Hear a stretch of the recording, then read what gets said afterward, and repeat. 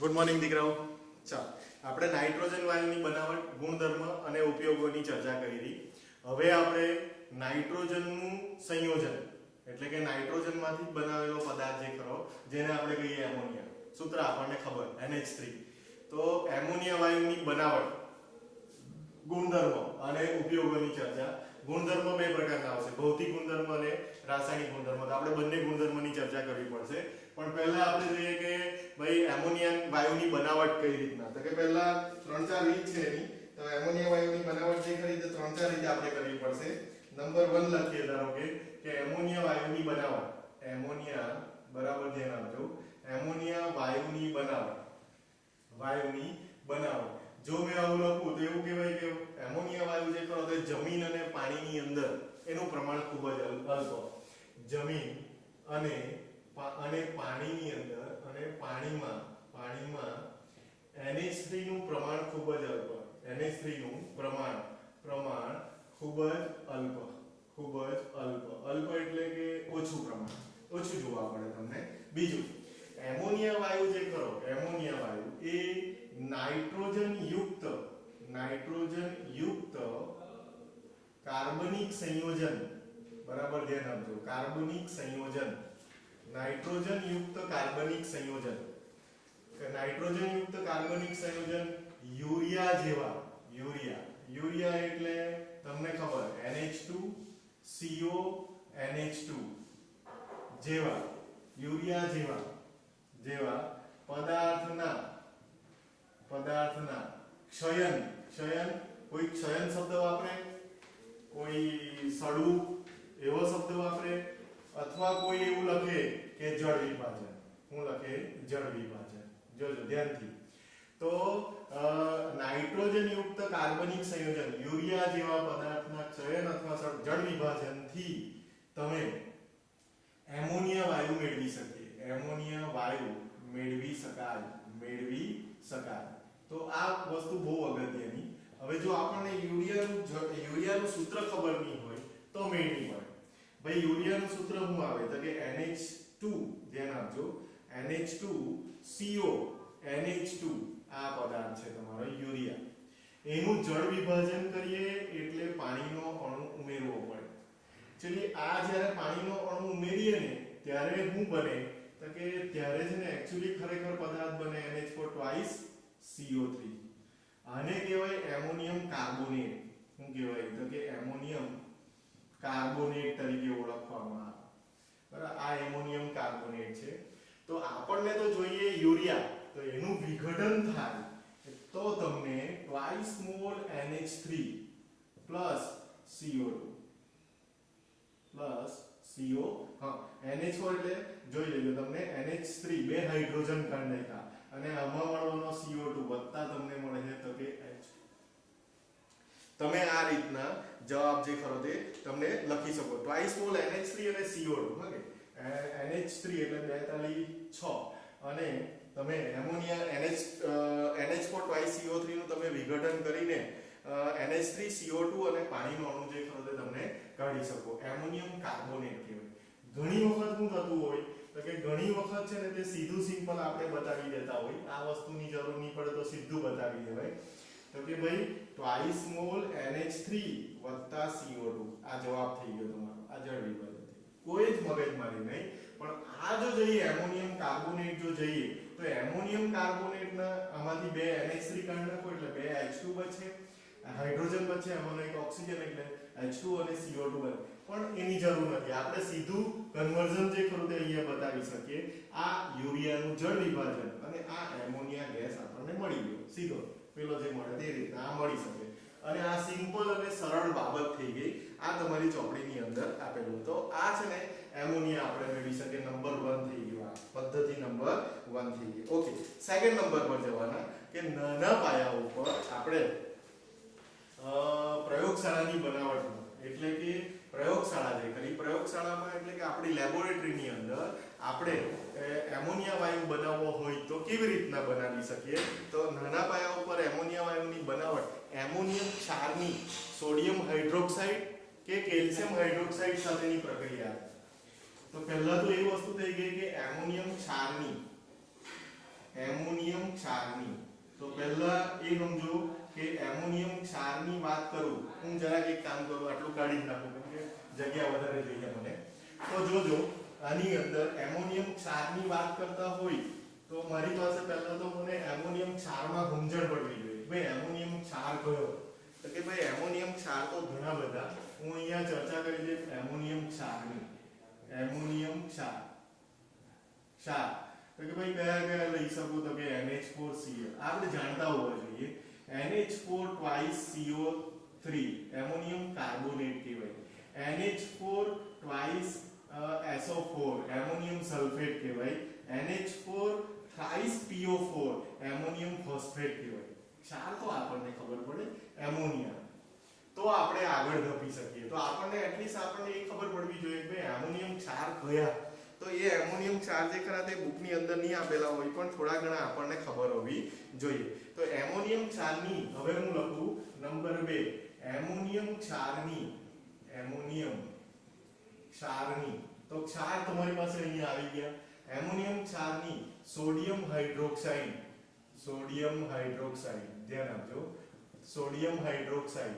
એ sodium hydroxide તમે જાણો NaOH કહેવાય, બરાબર.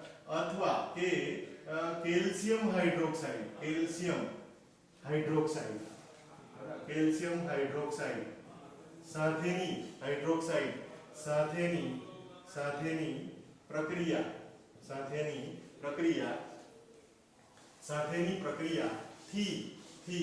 NH3 વાયુ જે ખરો NH3 વાયુ બનાવી શકાય. NH3 વાયુ બનાવી શકાય. તો શું થાય? તો કે કેવી રીતના બનાવી શકાય? ધ્યાનથી જોજો. એટલે ભાઈ એમોનિયા વાયુની બનાવટ કરવાની એમોનિયમ ક્ષારમાંથી. તો હું એકાદ એમોનિયમ ક્ષાર જેમ કે તમારી ચોપડીની અંદર આપેલું NH4 twice SO4 બરાબર આ આપેલું અને એની મેં સોડિયમ હાઇડ્રોક્સાઇડ સાથે પ્રક્રિયા કરું જેમ કે NaOH સાથે પ્રક્રિયા. કોઈ વખત મને એમ થાય કે મારે આ લેવું છે તો લઈ શકાય. તો તમે ત્યારે રિએક્શન લખો NH4Cl વત્તા તમે લખી દો શકો કે CaOH twice. આ કેલ્શિયમ. હવે કેલ્શિયમ હાઇડ્રોક્સાઇડ કાં ગયો? તો કે આઈ લો કેલ્શિયમ હાઇડ્રોક્સાઇડ સૂત્ર તો કે CaOH twice. બધાને ખબર હોય, નહીં ખબર હોય તો હું અંદર લખતો જ છું. એમોનિયા વાયુ જે ખરો તે બનાવી શકાય. ઓકે, રિએક્શન ને જ મારે તો બેલેન્સ કરવાની છે. મેં NaOH સાથે બી પ્રક્રિયા કરી અને કેલ્શિયમ હાઇડ્રોક્સાઇડ સાથે બી પ્રક્રિયા કરી. ઓકે, આપણે હવે એના મોલમાં એકદમ ફેરફાર કરવાનો. ભાઈ NH4 twice ટાઈમ છે એટલે મેં અહીંયા લખી દઉં twice મોલ NH3. મને એમોનિયા મળી ગયો. બચ્યું હું અહીંયા હાઇડ્રોજન. હવે બે હાઇડ્રોજન અહીંયા બાકી રહી ગયા. હવે આ SO4 2 ચાર્જ એટલે મારે આને twice મોલ કમ્પલસરી કરવા પડે. તો મને અહીંયા જવાબ મળવાનો Na2SO4. ઓકે, હવે આમાં શું રહ્યું? તો કે બે OH રહ્યા. જોઈ લો બે Na તો ગયા તો બે OH. હવે આ બે હાઇડ્રોજન ટોટલ 4 અને બે ઓક્સિજન તો તમે લખી શકો twice H2 એટલે તમારી રિએક્શન કમ્પ્લીટ થઈ ગઈ. ઓકે, હવે ધારો કે તમે NH4Cl ની કેલ્શિયમ હાઇડ્રોક્સાઇડ સાથે પ્રક્રિયા કરો તો તમને ખબર પડે કે Ca2+ છે તો એ મને Cl કેટલા જોઈશે? 2. તો આના મારે કમ્પલસરી 2 મોલ કરવા પડે. મને પહેલો પદાર્થ અહીંયા મળી ગયો CaCl2. ચાલો Ca અને Cl. આની અંદરથી મને twice મોલ એમોનિયા મળવાના એટલે કે NH3 મળવાના. ઓકે, બે હાઇડ્રોજન બચવાના. આમાંથી બે હાઇડ્રોજન બચવાના. આમાં તો કે બે OH બચવાના. તો એ સેમ વસ્તુ થઈ ગઈ. તો કે વત્તા હું કરી શકું twice H2O. તો એમોનિયા વાયુની બનાવટ થઈ ગઈ.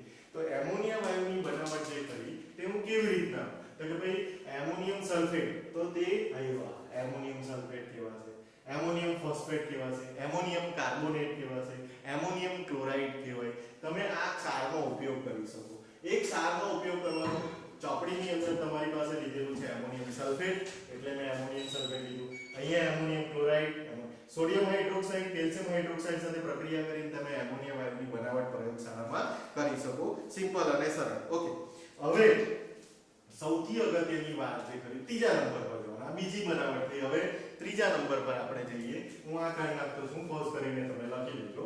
ઓકે, ત્યાર પછી ની ચર્ચા કરીએ તો કે હેબર પ્રોસેસ. ભાઈ હેબર પ્રોસેસ જે કરી એ બધાને ખબર હોય. હેબર પ્રોસેસ થી એમોનિયા વાયુ બનાવી શકાય. અને ઇન્ડસ્ટ્રીમાં આપણે હેબર પ્રોસેસ થી જ એમોનિયા વાયુ જે ખરો તે બનાવતા હોય. હેબર પ્રોસેસ ની અંદર તો કે બહુ સરળ અને સાદી વાત કેવી રીતના એમોનિયા વાયુ જે ખરો તે આપણે બનાવીએ. તો જોઈએ પાછું 3 નંબર પર લખતો છું. 3 નંબર 3 હેબર વિધિ એવું લખી દે તો પણ ચાલે. હેબર વિધિ. હવે આ હેબર વિધિથી એમોનિયા વાયુની બનાવટ. હેબર વિધિથી એમોનિયા વાયુની બનાવટ. આવું લખી એમોનિયા વાયુની બનાવટ. બરાબર?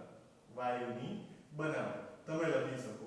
ઓકે, આ વસ્તુ જે ખરી તેની ચર્ચા કરીએ. તો કે એમ છે કે ભાઈ નાઇટ્રોજનની હાઇડ્રોજન સાથે પ્રક્રિયા N2 gas plus 3H2 gas. આપણે વર્ગોથી જાણતા આ રિએક્શન ડબલ એરો બી મારી દઈએ કદાચ 212 પ્રેશર બરાબર અને 773 કેલ્વિન તાપમાન યાદ હોય તો FeO ઉદ્દીપક વાપરી શકો તમે. ઉદ્દીપક વપરાય FeO બ્રેકેટમાં તમે લખી દેવું બરાબર. ઉદ્દીપક વપરાય અને ટ્વાઇસ મોલ એમોનિયા જે ખરો તે બને. ટ્વાઇસ મોલ એમોનિયા જે ખરો તે બને. આ હેબર પ્રોસેસ છે. કોઈ વખત પાસ્કલમાં લખેલું હોય તો 200 into 10⁵ પાસ્કલ આપણે કહી શકીએ. તો એ બી તમને લખેલું હોય કોઈ વાંધો નહીં. 773 કેલ્વિન તાપમાન FeO. આ ઉદ્દીપકની સાથે હવે જે અત્યારની પરિસ્થિતિમાં હેબર પ્રોસેસ જે ઉપયોગમાં લે પહેલા જ્યારે ઉપયોગમાં લેવાતી હેબર પ્રોસેસ ત્યારે આ ઉદ્દીપકની સાથે એની અંદર મોલિબ્ડેનમનો ઉપયોગ પ્રવર્ધક તરીકે કરવામાં આવતો. એટલે પ્રવર્ધક એટલે શું? તો કે ઉદ્દીપકને હેલ્પ કરે એને પ્રવર્ધક કહેવાય. તો મોલિબ્ડેનમનો ઉપયોગ કરવામાં આવતો બરાબર પ્રવર્ધક તરીકે. સેકન્ડ, અત્યારે જ્યારે હાલની પરિસ્થિતિની વાત કરીએ તો હાલની પરિસ્થિતિમાં એવું કહેવાય કે આની અંદર FeO ની અંદર બે પદાર્થો નાખવામાં આવે K2O Al2O3 પ્રવર્ધક કે ઉદ્દીપક તરીકે આ પદાર્થ નાખવામાં જે FeO ને હેલ્પ કરે જેથી કરીને રાસાયણિક પ્રક્રિયા સરળતાથી થઈ જાય. તો આપણને જે વસ્તુ પૂછાઈ શકે તે આ પૂછાઈ શકે. K2 એટલે પોટેશિયમ ઓક્સાઇડ અને એલ્યુમિનિયમ ઓક્સાઇડનું મિશ્રણ ઉદ્દીપક તરીકે અથવા પ્રવર્ધક તરીકે આની અંદર ઉમેરવાથી આ રાસાયણિક પ્રક્રિયાને કેવી બનાવી શકાય? તો કે ફાસ્ટ બનાવી શકાય. એ આપણે જાણીએ. પહેલા એનો ઉપયોગ થતો તો કે પહેલા ઉપયોગ થતો એનો મોલિબ્ડેનમનો જે પ્રવર્ધક તરીકે ઉપયોગમાં લેવાતું મોલિબ્ડેનમ અને તે રાસાયણિક પ્રક્રિયાને ઝડપી બનાવતું એને પ્રવર્ધક કહેવાય. કદાચ તમને જો યાદ હોય તો 5મા ચેપ્ટરની અંદર સરફેસ કેમિસ્ટ્રીની અંદર આપણે બે વસ્તુ ભણી ગયા કે એક પ્રવર્ધક એટલે કે પ્રમોટર અને સેકન્ડ ભણી ગયા ઝેર વિષ. ઉદ્દીપકીય ઝેર અને ઉદ્દીપકીય પ્રવર્ધક બે વસ્તુ ભણી ગયા. 2 માર્કમાં પૂછાઈ ગઈ. ઉદ્દીપકીય ઝેર એટલે એવી વસ્તુ ઉમેરો કે જેને કારણે રાસાયણિક પ્રક્રિયાનો વેગ ધીમો થઈ જાય. એ ઝેર કહેવાય પ્રક્રિયા માટે. અને એવો પદાર્થ ઉમેરો કે જે રાસાયણિક પ્રક્રિયાના વેગમાં વધારો કરીને નિપજમાં ફાયદો કરે તો એને કહેવાય પ્રમોટર. શું કહેવાશે? પ્રમોટર એટલે પ્રવર્ધક તરીકે. એટલે આ પ્રવર્ધક તરીકે ઉપયોગમાં લેવામાં આવે. પ્રવર્ધક તરીકે હાથે ઉપયોગમાં લઈ. પહેલા લેવાતું મોલિબ્ડેનમ, હવે લઈએ K2O Al2O3 જેવા ઉદ્દીપકનો ઉપયોગ વધારે કરીને રાસાયણિક પ્રક્રિયાને કેવી બનાવી શકાય? ફાસ્ટ બનાવી શકાય. ઓકે, હવે એના સિવાય નંબર 4 કદાચ અહીંયા બતાવી દેમ. હવે પૂછતો નથી. નંબર 4 ની વાત કરું તો એવું કહેવાય કે કેટલાક નાઇટ્રાઇટ કમ્પાઉન્ડ આપણી પાસે. નાઇટ્રાઇટ કમ્પાઉન્ડ એટલે તો કે હું લખું કદાચ આગળ જોઈ બી ગયા આપણી પાસે Mg3N2 નાઇટ્રાઇટ કહેવાય. Ca3N2 નાઇટ્રાઇટ કહેવાય. આ છે ને કેલ્શિયમ નાઇટ્રાઇટ કહેવાય. અને જોઈ ગયા આપણે કેલ્શિયમ નાઇટ્રાઇટ કહીએ. અને આ જે ને મેગ્નેશિયમ નાઇટ્રાઇટ કહેવાય. Magnesium nitride. આવા પદાર્થો જે ખરા કે જેના જળ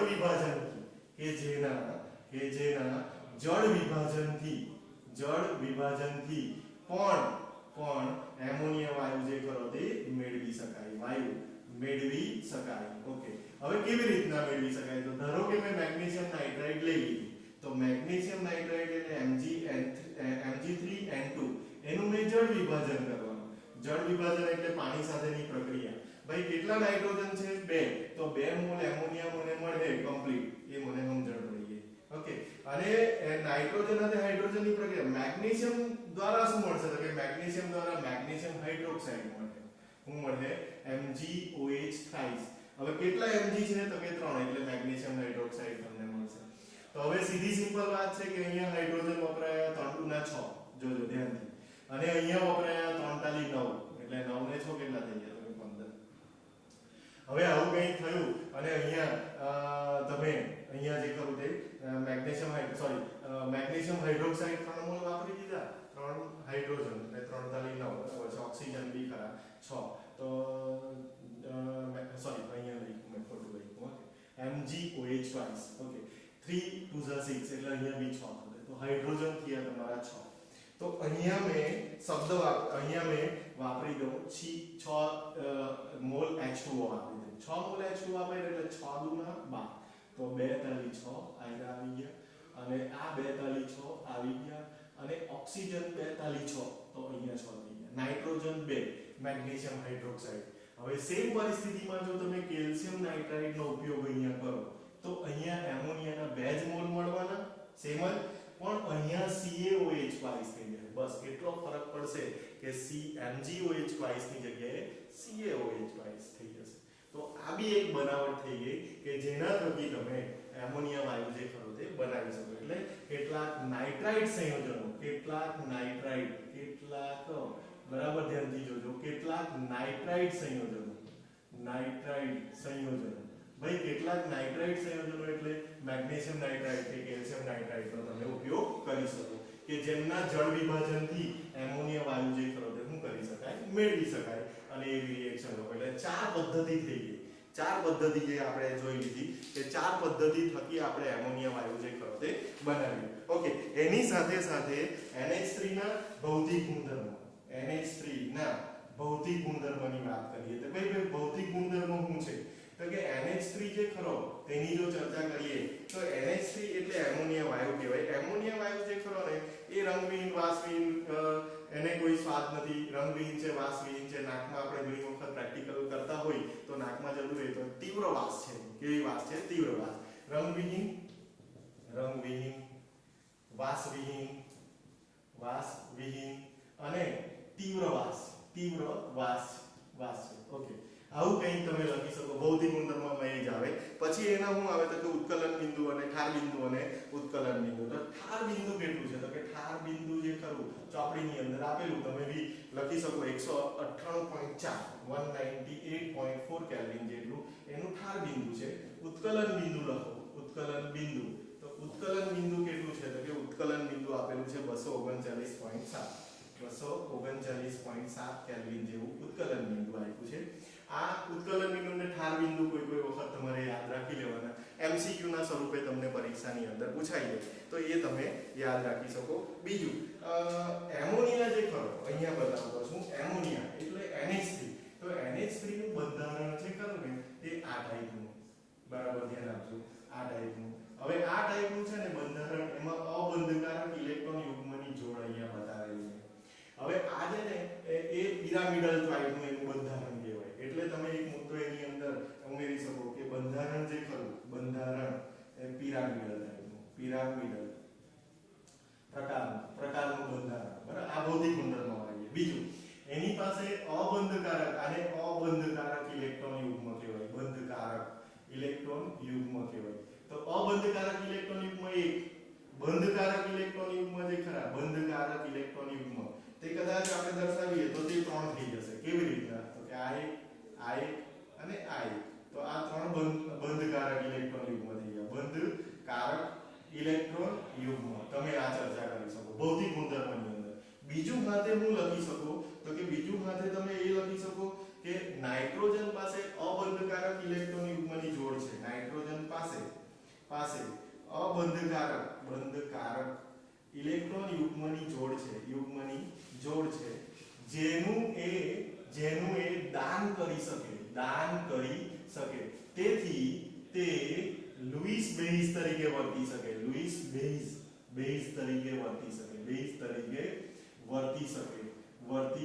અને વર્તે પણ ખરો. નાઇટ્રોજન, એમોનિયા જે ખરો એ લુઈસ બેઝ તરીકે વર્તી શકે, કેમ કે એની પાસે અબંધકારક ઇલેક્ટ્રોન યુગ્મની એક જોડ છે, એનું એ દાન કરી શકે, એટલે એને લુઈસ બેઝ તરીકે ઓળખવામાં આવે. પિરામિડલ ટાઈપનું બંધારણ છે, એક અબંધકારક ઇલેક્ટ્રોન યુગ્મ છે, 3 બંધકારક ઇલેક્ટ્રોન યુગ્મ છે. તો આ બધી વસ્તુઓ જે કરી છે એમોનિયા વિશે આપણે જાણવું જરૂરી. ઓકે, એમોનિયાની બનાવટ થઈ ગઈ અને ભૌતિક ગુણધર્મની ચર્ચા થઈ ગઈ. હવે પછીના વિડિયોની અંદર આપણે એમોનિયા વાયુની રાસાયણિક ગુણધર્મ અને